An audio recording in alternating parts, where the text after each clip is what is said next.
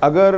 मैं सिर्फ टीवी की स्क्रीन पे चलने वाले टिकर्स और सियासतदानों के बयानात की बुनियाद पे मैं सहाफ़त कर रहा होता तो शायद मैं आपके सामने ना बैठा होता। मैं ज़्यादातर उन चीज़ों पे ज़्यादा एतमाद करता हूँ जो स्क्रीन के पीछे हो रही होती हैं।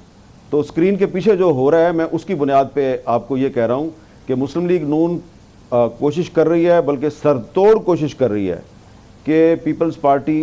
नई हुकूमत में वजारतें ले और आसिफ जरदारी साहब जो हैं उन्होंने हो सकता है कि अल्फाज के चुनाव में उनसे कोई गलती हो गई हो, उन्होंने किसी भी मौका पे मुस्लिम लीग नून को ये कोई यकीन दहानी नहीं करवाई कि पीपल्स पार्टी उनकी हुकूमत में वजारतें लेगी। और दूसरी बात यह है कि कम अज़ कम मुझे तो इलेक्शन से पहले काफ़ी पहले से ये पता था कि नवाज शरीफ साहब पाकिस्तान वापस ज़रूर आ रहे हैं, लेकिन उनको प्राइम मिनिस्टर नहीं बनाया जाएगा और शहबाज शरीफ साहब ही अल्टीमेटली प्राइम मिनिस्टरियल कैंडिडेट होंगे। बल्कि यहाँ पे हम इस्लामाबाद में तो ये भी सुनते थे कि जो शहबाज शरीफ साहब हैं वो अरबाब इख्तियार की रेड लाइन है, उनके अलावा कोई दूसरा आदमी काबिल कबूल नहीं है। और क्योंकि बिलावल साहब जो हैं वो शहबाज शरीफ साहब की पिछली हुकूमत में वो वज़ीर ख़ारजा थे, तो उनको भी अच्छी तरह मालूम था कि अरबाब इख्तियार की रेड लाइन क्या है। तो आपने देखा कि उन्होंने कितनी संगदिली के साथ बहुत ताक के निशाना लगाया, तो सिर्फ नवाज शरीफ पे लगाया, शहबाज शरीफ साहब को उन्होंने इतना टारगेट नहीं किया, बस एक दो दफ़ा हल्का फुल्का किया। देखें धोखाधड़ी किसने किसके साथ की ये तो आने वाले चंद दिन आपको बताएंगे। और मौलाना फजलुर रहमान साहब ने तो आज प्रेस कॉन्फ्रेंस में मुस्लिम लीग नून को दावत दिया कि आइए आप हमारे साथ अपोजिशन में बैठें। तो ये बहुत से घर के भेदी हैं, बस दुआ कीजिए कि ये कोई बड़ी लंका ना ढाएं, बस छोटी छोटी लंकाएं ढाते रहें तो बेहतर है। कोई बड़ी लंका इन्होंने ढा दी तो फिर बहुत नुकसान हो। देखें इसमें मेरा ये ख्याल है कि अभी ये बहुत कबल अज़ वक्त है कि हम ये कहें कि आसिफ अली जरदारी साहब जो हैं वो अगले सदर पाकिस्तान होंगे,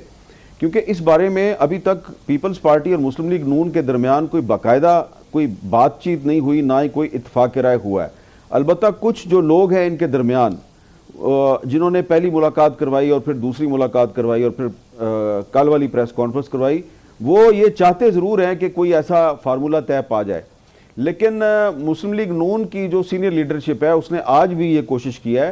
कि बिल्कुल वो तैयार हैं आसिफ जरदारी साहब को सदर पाकिस्तान का ओहदा देने के लिए, लेकिन वो चाहते हैं कि पीपल्स पार्टी जो है वो कैबिनेट में शामिल हो। कैबिनेट की जो अहम वजारतें हैं वो उसमें मुस्लिम लीग नून चाहती है कि पीपल्स पार्टी भी शामिल हो, लेकिन पीपल्स पार्टी शामिल नहीं हो रही। अब इसमें अगर पीपल्स पार्टी जो है वो कैबिनेट में शामिल नहीं होती तो फिर मुस्लिम लीग नून की तरफ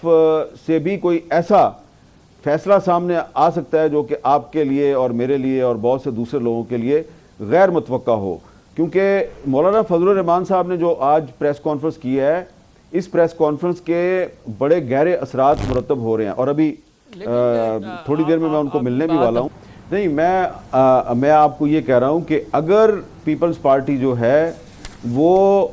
नई हुकूमत में वजारतें नहीं लेती और उसके बाद बाकी पार्टियां भी जो हैं वो उसको फॉलो करती हैं, तो क्या आपके ख्याल में शहबाज शरीफ साहब जो हैं वो सिर्फ MQM और इस्तेकाम पाकिस्तान पार्टी और एक सीट उसकी है बलूचिस्तान अवामी पार्टी की, उनके साथ मिलकर वो हुकूमत बनाएंगे? तो ये तो मेरी आज खुद बात हुई है मुस्लिम लीग नून के बहुत सीनियर रहनुमाओं से जो पिछली शहबाज शरीफ साहब की हुकूमत के सीनियर गुजरा हैं, तो 3-4 से बात हुई है। वो ट्रस्ट नहीं करते पीपल्स पार्टी को, वो कहते हैं जी कि ये तो अगर कुछ भी छोटा मोटा मसला भी हो गया तो ये तो हमारे खिलाफ कुछ भी कर सकते हैं। तो इसलिए एक ऐसी हुकूमत जिसमें पीपल्स पार्टी शामिल नहीं होगी, उस हुकूमत को अगर शहबाज शरीफ साहब आगे चलाने की कोशिश करेंगे तो आप याद रखें कि सबसे पहले उनको गैस महंगी करनी है, फिर उनको बिजली महंगी करनी है, फिर हो सकता है उनको पेट्रोल भी दोबारा महंगा करना पड़े। तो ये ट्रस्ट डेफिसिट है बहुत ज़्यादा। वो मांग नहीं रहे, उन्होंने मुस्लिम लीग नून से कुछ नहीं मांगा, वो सिर्फ ये कह रहे हैं कि हम सदर, चेयरमैन सेनेट, स्पीकर और डिप्टी स्पीकर नेशनल असम्बली के ओहदों के लिए इलेक्शन में हिस्सा लेंगे, ये कहा है उन्होंने मुस्लिम लीग नून से अभी तक कुछ नहीं मांगा। तो पीपल्स पार्टी की जो सीईसी है उसमें चारों सूबों के लोग हैं, उसमें गिलगित बल्तिस्तान और आज़ाद कश्मीर के लोग भी हैं। तो जो उनकी सीईसी के इजलास में जो गुफ्तगू हुई और उसमें एक बहुत बड़ी अक्सरियत ऐसी थी जो कि अपनी लीडरशिप से कह रही थी कि मुस्लिम लीग नून के साथ मिलकर हुकूमत ना बनाए, आप पाकिस्तान तहरीक इंसाफ के साथ मिलकर हुकूमत बनाए, क्योंकि पब्लिक ने मैंडेट उनको दिया है। तो उस पर पार्टी जो है वो इनकार नहीं कर रही थी। ये तो पीटीआई वाले जो हैं उन्होंने एक ऐसा बयान दे दिया कि पीपल्स पार्टी के पास ऑप्शन नहीं बचा और उन्होंने फिर मजबूरन मुस्लिम लीग नून जो है उसके साथ मामलात जो हैं वो अपने फाइनल कर लिए। लेकिन जो सीईसी थी उसमें जरदारी साहब की मर्जी नहीं थी कि तहरीक इंसाफ के साथ मिलकर हुकूमत बनाई जाए, लेकिन अक्सरियत ने कह दिया कि उनके साथ मिलकर हुकूमत बनाए। तो एक डेमोक्रेट आदमी जो है जिसने पाकिस्तान में उनका यह दावा है कि मैंने अब जमहूरियत के लिए और अपने